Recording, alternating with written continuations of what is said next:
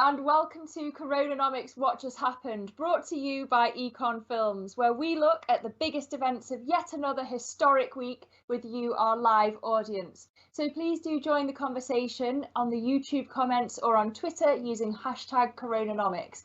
I'm Lizzy Burden, economics reporter at The Telegraph. And I'm Ben Chu, economics editor of The Independent. Well, it's been another busy 7 days of coronavirus-related news. We had some good news from Toby Young when he informed us that coronavirus is roughly as lethal as seasonal flu. But then we actually had some bad news when it turned out that Toby had got his sums wrong. It's actually 10 times more dangerous, but still quite possibly not as dangerous as the self-styled lockdown skeptic Toby Young. Meanwhile, the UK's new history curriculum was revealed by the leader of the House of Commons, Jacob Rees-Mogg. Boadicea, Alfred the Great, Richard the Lionheart the Black Prince, Henry V, Francis Drake, Prince Rupert, Marlborough, Wolfe, Nelson, Moore, Wellington, Gordon and Montgomery. That's easy for him to say, but we can't help noticing that most of the Britons on that list were famous mainly for their fights with Europeans. The clearest signal yet then that a Brexit deal is just around the corner. And of course, the meme makers had some fun with Dominic Cummings' dramatic nocturnal exit from Downing Street. Though no confirmation as to the contents of that box. In other news, still no sign of Larry the Downing Street cat.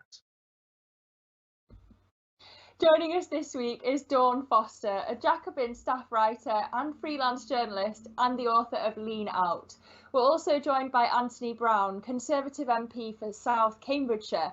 He was previously a journalist at The Times, the BBC and The Observer, was an advisor to Boris Johnson when he was Mayor of London, and was Chief Executive of the British Bankers Association. Welcome to you both. Now, before we go to our guests' moments of the week, we've got our regular audience poll. So as the Treasury reportedly mulls cutting the UK's foreign aid budget from 0.7% of GDP to 0.5%, we're asking you, should the UK's aid budget, 1, be cut, there's just less money to go around now, 2, stay the same, we can easily afford it, or 3, rise because, you know, the developing world needs help more than ever. So get on Twitter at CoronaNomics TV and tell us what you think about that question, and we'll discuss what you choose, what you vote for towards the end of the show. But now on to our guests' moments of the week, and we're going to start with you, Anthony. What was your moment of the week? Well, there were several moments of the week when we started getting good news, the first good news for months about the vaccine, the fact that suddenly there was a light at the end of the tunnel. In fact, several lights. We've had another announcement today from Pfizer, AstraZeneca. We had Pfizer, we had AstraZeneca today, the Oxford one, where they had a success rate of 96% or something effectiveness, particularly in older people, and that's the most critical thing. But I think it really helped lift the mood of the whole nation. I think when the first announcement came out, people were, I think it was Sarah Montague of the BBC who was caught fist pumping during when the announcement came out.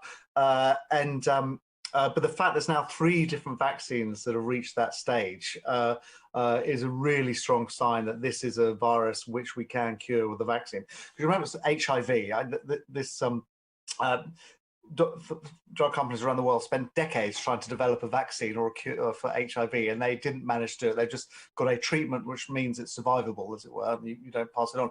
But that's a virus where they couldn't do a vaccine. But now clearly coronavirus it's very open to vaccines, and that's so one or all of these vaccines are clearly going to work, and then we can start dreaming about returning to normality back at some time next year. And I, for one, am just really fed up, I think, like the rest of the country, with this pandemic. And I can't wait to, be able to go to the pub. Let me bring you in here, Dawn. I mean, we're thinking about, the way the government's had a lot of flack in this crisis, and we're going to talk about some of the reasons why. But when it comes to the UK Vaccines Task Force, isn't it fair to say they've actually done a decent job? They've got orders in for the Moderna vaccine, for the Pfizer vaccine, and they've got a very big order for the Oxford vaccine candidate as well. And if you can see from this chart, when you look at measured doses ordered per head, we're actually the 3rd best in the world, only behind Canada and the US. So, I mean, is it a case of credit where credit's due when it comes to the UK's performance, at least on the vaccines front, Dawn? Yeah, I think so, especially on kind of purchasing the vaccine. I think what everybody wants to know now is how it will actually be rolled out, who will be giving the vaccine. I was actually in hospital when the news broke, and I was on my phone and mentioned it to one of the doctors who was going past, and then had a handful of them just like asking me questions and looking at the news story. So there's a huge amount of excitement there, and there's a huge amount to be optimistic about. But there is, I think, very quickly the government have to think about how they're going to roll it out, who will be giving the vaccine. There was some stories that said that in some local authorities, no GPs would actually had signed up to distribute the vaccine at all. So I think you have to look at who's going to be given the vaccine, maybe look at what's happened in Liverpool, how they managed to do tests there. So buying the vaccine, yes, I'd love Anthony to talk about how they plan to roll it out, and especially how we stop kind of misinformation about the vaccine, how we stop people from worrying about too much to get the vaccine, and stop conspiracy theorists kind of feeding on what should be an optimistic period rather than a very, very conspiracy laden period. Yeah. I saw an astonishing statistic today which said that, I think it was almost less than half of French people would be prepared to take the vaccine, which is much lower than the UK, much lower than lots of developed countries, and not necessarily what you would associate with France. But you're right, Dawn, this is almost, after the euphoria of getting it, it becomes all these very difficult questions about the rollout and encouraging people to take it. Now, Anthony, I mean, what are your views on those questions? I mean, do you have thoughts about who should get it first? We talked about it this last week on CoronaNomics a little bit. What are your thoughts? Well, clearly the people who should get it first are those who are most vulnerable. I mean, so the people who are, clearly over 80, people who've got severe clinical conditions, but also those people who are working with them. So like healthcare workers, for example, in hospitals, or people working in care homes who are looking and exposed to older people, because it doesn't just stop the care workers getting the virus, and it may not matter that much if they're young care workers, but it stops them passing it on to the older and vulnerable people they're working with. So there's clearly an order of priority there, and certainly judging by the emails I've had from my constituents, I mean, those who feel vulnerable to this virus and feel really threatened by it, they're desperate to get their hands on the vaccine as quickly as possible, because a lot of people really are living in real fear here. They think they'll get it and they're going to die, and with some people in severe conditions that is quite a high probability. But then you've got other groups of people, the young, for example, I mean, not just children, but people in their 20s who feel immortal, and actually they don't really have a lot to worry about from this virus anyway.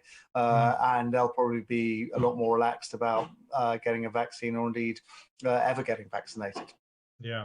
Well, remember, don't forget to vote in our poll at CoronaNomics TV. And if you've got a question, throw it in the YouTube comments or on Twitter with the hashtag CoronaNomics. Now, we're not afraid to go gents first on this programme. Ben, what's your moment of the week? Well, Lizzy, my moment of the week was the report from the National Audit Office, which is, of course, the government's official and independent spending watchdog, into that £17 billion of the government's COVID-related procurement this year. So that's mainly PPE, but also things like public relations contracts and consulting contracts. And it follows numerous cases highlighted in the media of waste and incompetence, and also accusations of corruption. So what's the biggest lesson coming out of this report? Well, for me, it's the revelation of the massive lack of transparency and due of documents to support key procurement decisions was sometimes missing, it told us. So what does that mean? Well, potential conflicts of interest were not addressed by ministers and civil servants. Records were not kept of why some suppliers had been put on a special fast track list, and the NAO noted, as we all know actually, that a lot of the contracts were not published within the required 30 days. Now, whether you think there's actually been corruption or not, or whether you think that some waste is inevitable given the scale and the urgency of this crisis, a perfectly reasonable argument. The bigger point, I think, is this: it's impossible for ministers to convincingly defend themselves against charges of wrongdoing if they don't follow the right procedures. So yes, paperwork is tedious, but it's impossible, I'd argue, to retain public confidence without it. It really does matter. So will this lesson be learned as the government seems to be gearing up to spend billions of pounds, tens of billions of pounds on its moonshot testing programme? Moreover, as we go into the Brexit phase, is this what state aid after Brexit is going to look like, with money doled out to companies with little scrutiny or control? I think this really, really matters, and it goes to the heart of how we are governed. But let me ask you, Anthony, first of all, I mean, what were your impressions about the big lessons from that NAO report this week?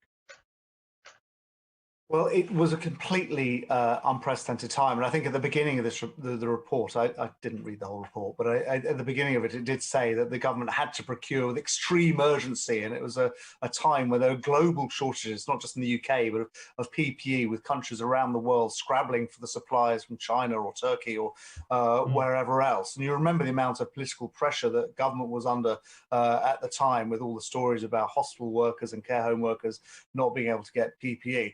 And so the government line on it is they didn't rip up procedures. There are established emergency procedures. So normally in public procurement, and I've been quite heavily involved with some quite big public procurements, you have a very long, slow process that's widely advertised, and then it goes through a whole series of different stages, etc., and it's advertised at each time, etc. And it can take months and months and months, 6 months to procure anything. The government didn't have this luxury, so they used this sort of emergency procedure where they could do direct purchase and just say, right, you're a company selling it, we've got the money, we'll just buy it from you, without doing a tendering process. And I think it was, a time of I don't know whether chaos is quite the right word, but it was all hands on deck. Everyone was like scrabbling for whatever they can get. Did some paperwork go missing that shouldn't have gone missing? It sounds almost inevitable that it was. I really, in terms of your challenge, I really don't think there's corruption there, in the sense of politicians making money they shouldn't make.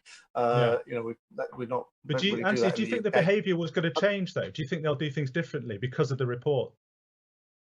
Yeah, no, absolutely. I mean, this was a time when the pandemic broke, when there was a real sense of national crisis and emergency in a way there isn't now. And you mentioned the Moonshot program.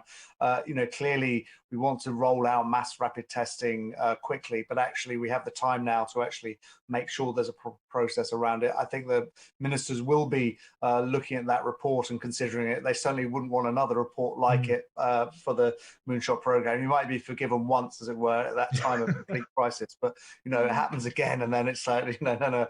And you mentioned state aid rules under the EU, dishing out bits of money here, there, and everywhere to companies that got political connections. That no, absolutely not. I mean, it's not the culture in this country. It's certainly not the philosophy of the Conservative Party, which tends to be really against state aid. And it would certainly be against the whole ethos of the civil service, who've got sort of baked into them these sort of open, transparent processes, etc., and doing everything very rigorously and by the book, etc. At a time of complete crisis, which we had, things obviously got stretched a bit. I really don't think there'll be any. We have to learn the lessons from that, absolutely. And no doubt there'll be inquiries and so on. Well, there was one, the National Audit Office one, there'll no doubt more.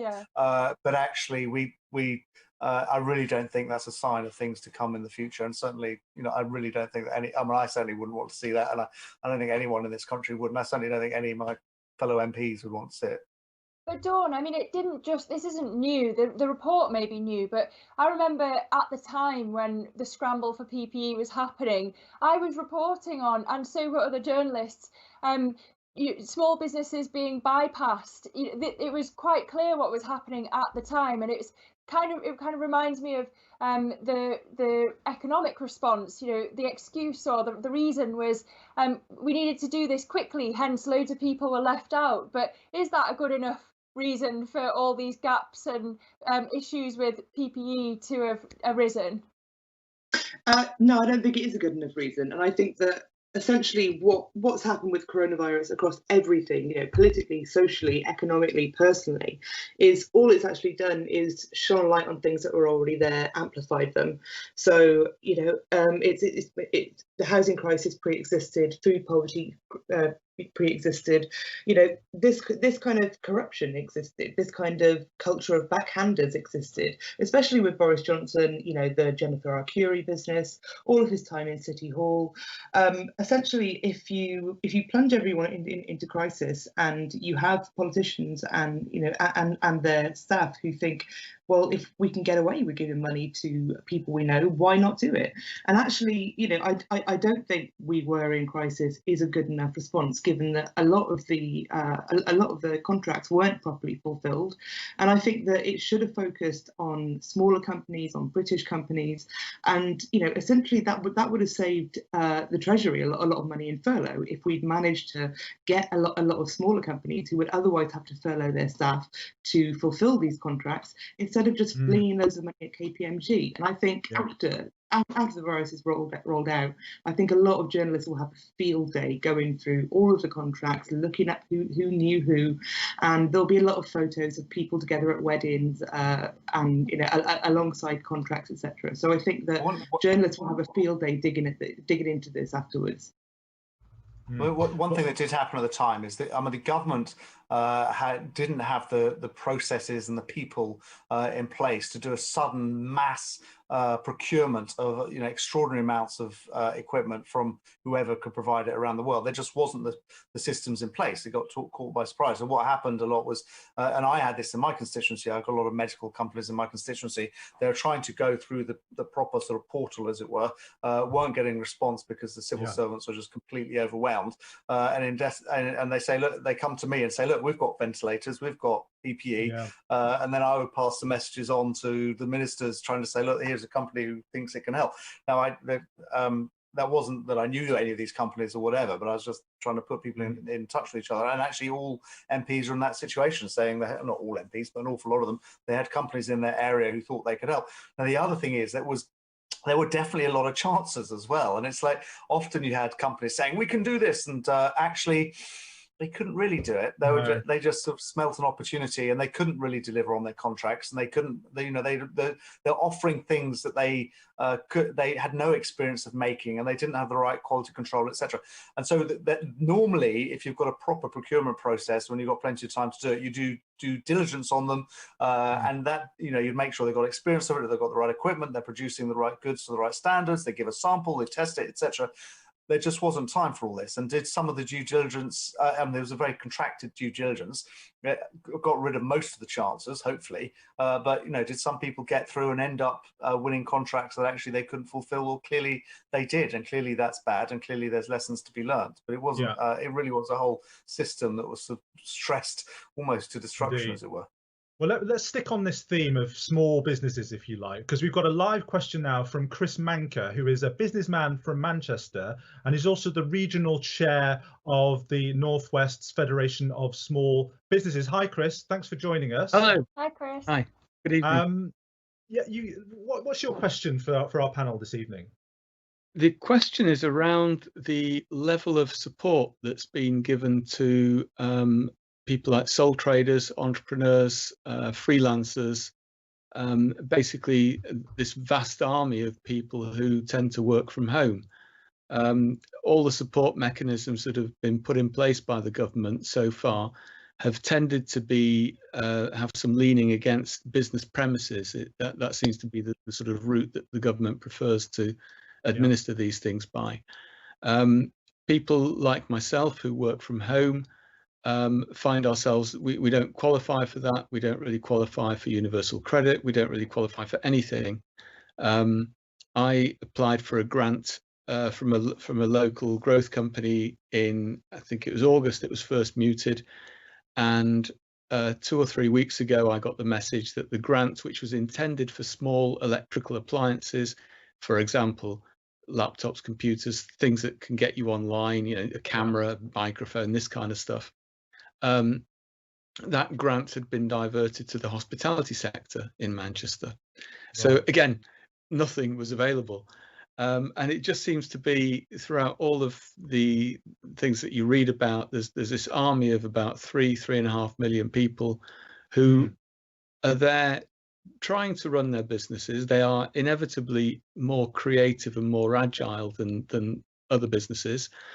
They could potentially be holding the keys to our recovery if only they were given a chance. And in the background of this, we've actually found a number of people claiming to be self-employed to have fallen by about 350,000 or even 500,000, I think, of late.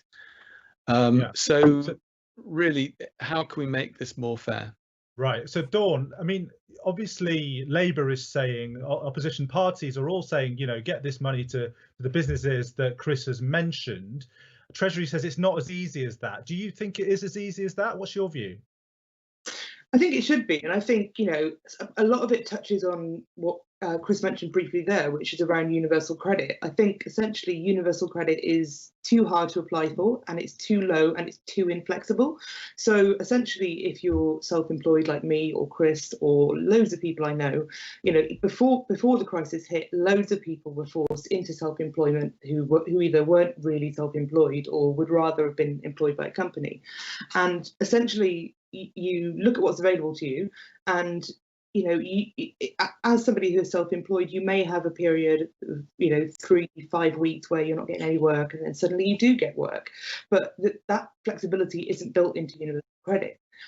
Essentially, if you apply for it and you may earn some money in a couple of weeks, but then you earn nothing again, that doesn't work with the system. So I think that you need a social security net that is a lot more flexible and a lot more generous, because otherwise you essentially have to pick up the slack elsewhere, because you have people who are evicted, people who have their health impacted, and if you want people to actually have successful businesses, you need to help keep them afloat. I mean, just today I was walking back from the GPs, and I passed 3 very, very small businesses that had opened near me, and I spoke to the owner of one of them because he was just sat in his restaurant looking really desolate, and all these small companies who are trying their best to push forward, but don't know what support there is. When they have applied for support, they're told that they're ineligible. Very, very few people I know have qualified for universal credit, but everybody I know is suffering financially. So it needs to be more generous, and it needs to be more flexible. Yeah, and Anthony, you're on the Treasury Select Committee, and Treasury Select Committee has made a big point about saying a lot of this support is not getting to businesses and people like Chris. When you hear the Treasury's claims that it's just impossible, do you find them credible? So, well, there's a few points here. I mean, first of all, big picture, clearly there has been a huge amount of support for business in general. I mean, over £200 billion. And indeed, I've had a lot of emails from constituents who said, thank you so much for the support. Without it, we would have folded. And it's not true that the support isn't there for self-employed people. A lot of self-employed people have got it. It was a special scheme for them, the SEIS, the Self-Employed Income Support, where if you earn less than £50,000 from your self-employed work, you could get up to 80% of your income as a grant, and you could carry on working as well. And there's a whole range of other support. I mean, Chris was talking about the grants for businesses as such.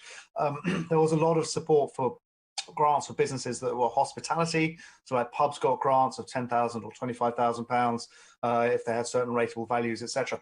But there were clearly gaps in the system, and some of the biggest gaps were people who are newly self-employed, because you had to produce tax records the last year or 3 years to show that you're not just sort of imagining your income, as it were, and that's to try and avoid fraud. But clearly there are going to be lots of people who are newly unemployed who don't have tax records to prove what their expected earnings are.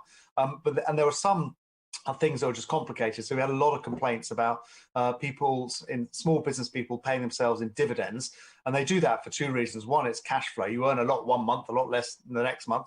It's quite difficult to pay yourself a regular salary. So you tend to just pay yourself out when you do it. But also if you pay yourself in dividends, you do pay less tax. Now, the government decided not to compensate people for dividends, largely because people get dividends for lots of different reasons. And it could be just they've got money invested somewhere and they get dividends from that. And they didn't want to, quite understandably, compensate people for that. And the issue here is, there's 2 sort of big issues the Treasury was worried about. One was about making it automatable. And this is a sort of thing that journalists never write about, but it's actually unbelievably important.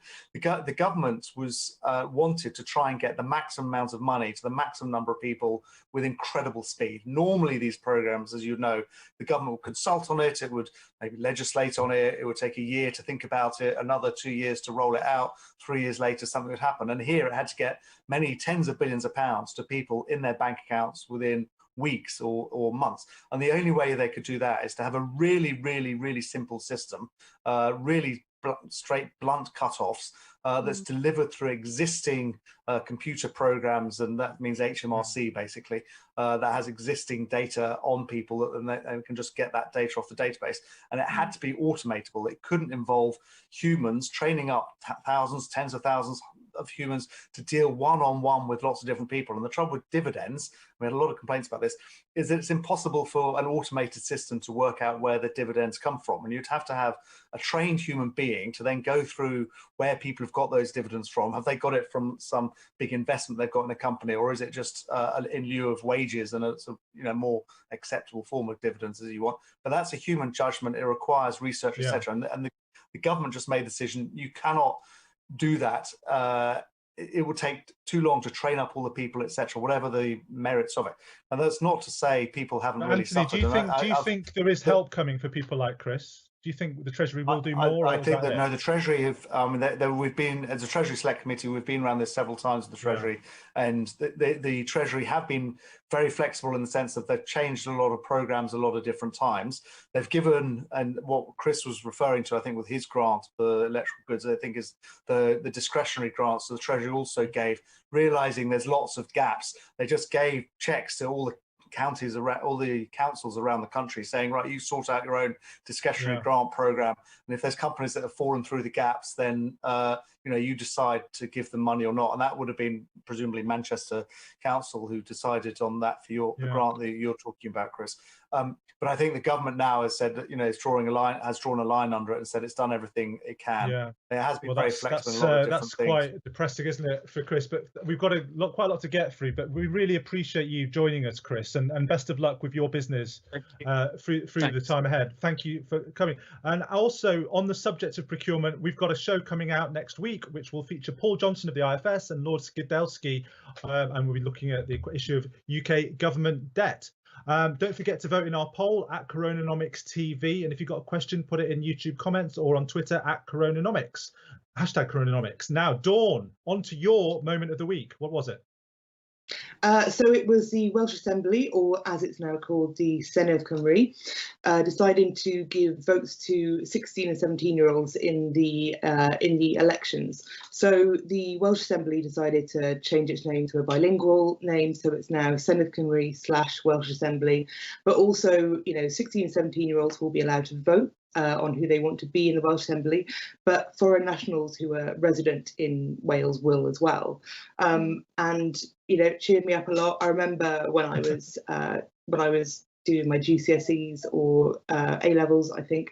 It was just at the time of the 2005 election, and a load of us were quite interested in it, but most of us couldn't vote. And I think that being in school and actually being in a position where you can talk to a lot of people at the same time who are your age, but also have the opportunity for education when you're, when votes are happening is really, really positive. And I think that essentially, when I look at my siblings, whenever I speak to younger people, I think the virus has hit them particularly hard. It's massively impacted on their economic and social futures. And so I think giving them more of a say in what happens next and who represents them is majorly positive. I'm interested as well in whether Anthony would want to see that rolled out around the country, because the Welsh Conservatives supported votes for 16 and 17-year-olds, but decided to vote against the motion once one of the amendments included foreign nationals. So the Tories were pro vote for 16 and 17-year-olds, anti-foreign nationals. So very interested on Anthony's view on that. Over to you, Anthony. Yes, I actually couldn't quite hear everything you said, but I think I got the gist of it. So votes for 16 and 17-year-olds. This has sort of come around, and obviously in Scotland as well. And to be honest, I don't actually have a strong personal opinion on it. I think what my background is really as a sort of policy wonk, and my question would be, I wanted to delve down a deeper why 16 rather than 17, rather than 18, rather than 15 or 14. What are the criteria you're using to judge that a 16-year-old is okay to vote but not a 15-year-old, or why is an 18-year-old okay to vote but not a 17-year-old? And I think there needs to be a sort of rational explanation of why you're cutting it off at a certain level. I know I'm being slightly sort of intellectually purist about it there, and ultimately this is all politics, but it's I just think I believe very strongly in evidence-based policy making, and there should be, and I hear the political arguments for 16 and 17-year-olds, and I know obviously I've got children myself, and I want them to be interested in politics, and I think, and it is, I've done lots of events with school kids in the last few weeks, and I keep saying to them, get involved with politics, it's your future that's being decided, and that's a very big part of it. So I realise I'm sort of fence sitting slightly there, but I just would really, the policy wonk in me would want to sort of delve down on the real issues a bit more. In terms of foreign nationals, there's, I mean, the UK, there's a very, very complicated system for who is entitled to vote in what elections, and generally I mean, so Irish citizens have always had full voting rights in the UK, at least since we became separated as countries. Other EU citizens were allowed to vote fully in local elections, but not, and I think some national elections, but not the referendum, obviously.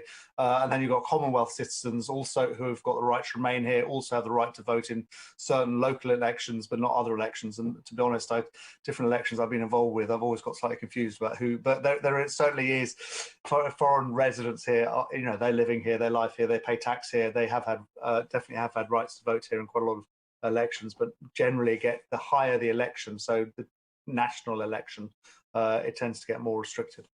Well, Dawn, I don't know if Brenda from Bristol will be happy about yet more people voting. Don't forget, if you're watching at home, you can vote on our poll.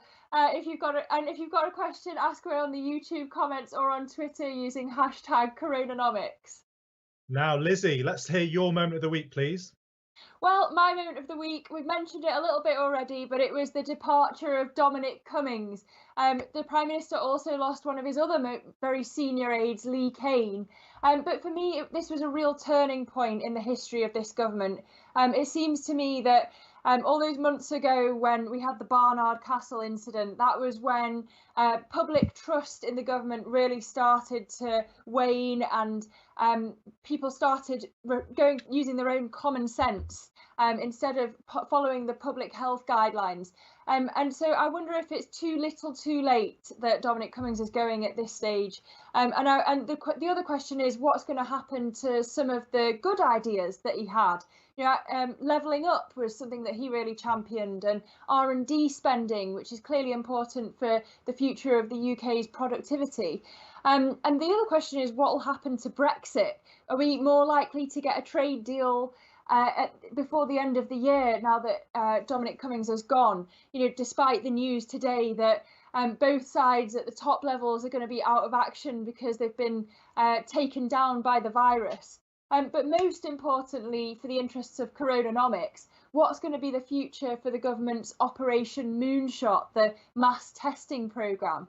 But Anthony, I want to ask you, you advised Boris Johnson when he was Mayor of London, so you know him personally. How much would he have depended on Dominic Cummings day to day? What's your impression of what's going on behind the scenes? And have you had a call from Boris to come and well, no, I certainly haven't had a call from Boris asking me to go work for room number 10. Oh, yeah.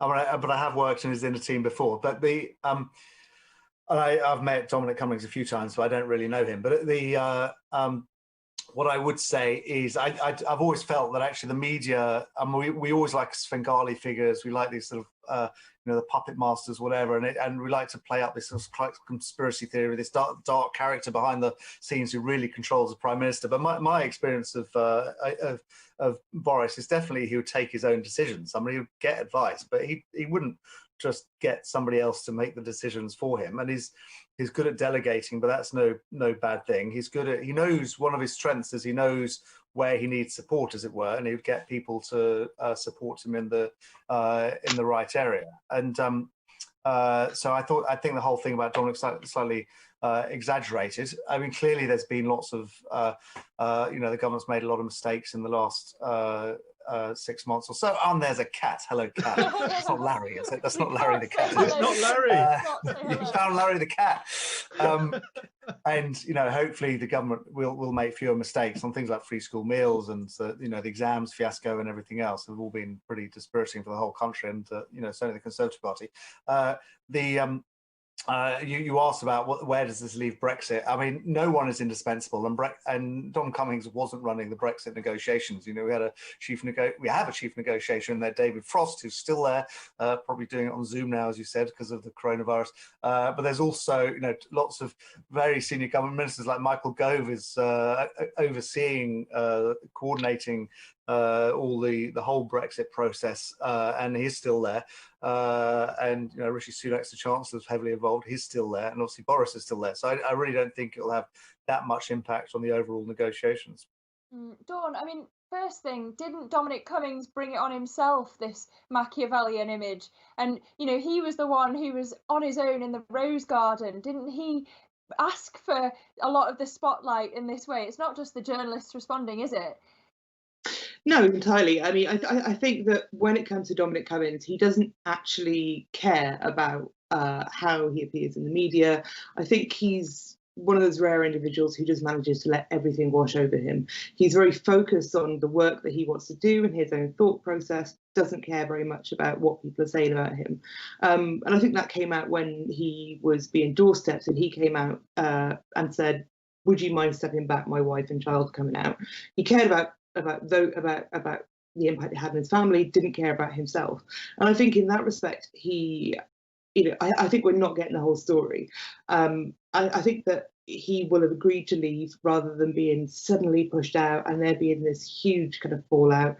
And I think essentially it was very helpful for Boris Johnson to be able to depict this Machiavellian figure as leaving suddenly, to try and give his leadership a kind of new life. The impression that everything was in the past, they had the vaccine and they could move forward. So I think a lot of it was about kind of rebirth, and I think that essentially, as Anthony said, a lot of it just hasn't changed. You know, Dominic Cummings wasn't that involved in Brexit.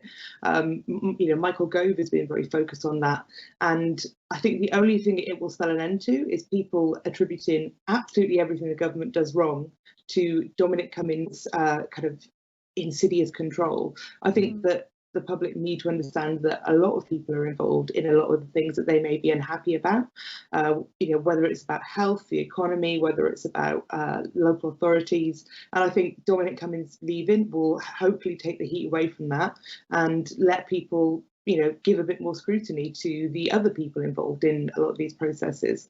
But speaking of taking the heat off, obviously the government's been under massive pressure, but doesn't the sideshow with Jeremy Corbyn in the Labour Party actually help the Tories by taking the spotlight off Boris? Yeah, absolutely. I mean, I think that Keir Starmer's biggest skill so far since he was elected appears to be waiting for the Conservatives to have a massive scandal and then causing an implosion in his party. I mean, there was this huge, you know, it looked as though Robert Jenrick was about to go. There was a lot of scrutiny about, you know, possible corruption around his deals, around a lot of the work that he'd done. And at that point, Keir Starmer decided to sack Rebecca Long-Bailey. And then, you know, the government are under a lot of pressure over free school meals, and he decided to, you know, kick out Jeremy Corbyn. And yet again, you know, the government have had a week of it. The vaccine was good, but there have been lots of other problems, you know, including Dominic Cummings, and Keir Starmer decides to focus yet again on trying to pull away the sideshow and say, look at this party, look how I can destroy it. And the Conservatives must absolutely love it, is all I can say. I mean, Keir Starmer appears to be a lot more adept at attacking his own party than actually attacking the Conservatives. Yeah, I think I saw Anthony Browne nodding his head when he said it, taking the spotlight off. I was just going to say, I mean, I think that the challenge for, I mean, Keir Starmer clearly has to dissociate himself from and deal with the whole anti-Semitism issue, and it's clearly very embarrassing for him. Jeremy Corbyn's reaction, saying it was, you know, exaggerated, etc., and he has to take a tough line on it. I think his real problem is that his parliamentary party is very, very split, and a lot of the MPs, the new MPs, actually came in under Jeremy Corbyn. They were selected under his leadership, and they're very, very loyal to him. And then, you know, some of the other people who were MPs before, also very loyal to him. You saw, I think there was a letter today, it was from 30 or something, Labour MPs calling for Jeremy Corbyn to be reinstated into the Parliamentary Labour Party as a Labour MP, and quite a few of them were shadow ministers in Keir Starmer's frontbench team, and that's the real challenge that he has, and it's not going to be easy for him. It's a bit like, I mean, he reminds me, I'm old enough to remember Neil Kinnock and his struggles with the militant tendency. I guess some hills, you might be a bit young, but he struggles with militant tendency, and he had a party that was very divided on itself, and he spent his entire leadership sort of forcing out the more sort of extremist elements and trying to make his party more electable. He himself didn't get to become Prime Minister, but his successor, or his successor but one did. Yeah, well, we are coming towards the end, but now we're going to go to the results of our poll. And remember, we were asking, as the government rumoured to be looking at cutting the foreign aid budget, should the foreign aid budget be cut? Should it be increased? Or should it be kept the same? And the results are that about 21% said it should be cut. This is people on Twitter. 42% said it should be increased, and 37.5% said it should be kept the same. So actually, of the people we sampled, not scientific of course, but the majority or the most said it should be increased. Dawn, does that surprise you? What do you think the British public's view is on the aid budget? I think the British public essentially are coming through a horrible period of crisis, and all of them will know people who've suffered locally, and so if you ask them, should we continue to help people overseas, they'll think about what they've been through in the developed world and say, well, yes, of course. I think these people are going to be suffering even more. If we can increase the foreign aid budget, what essentially will be a drop in the ocean for our economy, but could make a huge difference somewhere else, then why wouldn't you do that? I think essentially a lot of people post-corona will be a lot more altruistic. That's interesting. Anthony Browne, I mean, it was in the Labour, it was in the Conservative manifesto to maintain this pledge. Do you feel a bit uncomfortable about this talk of it?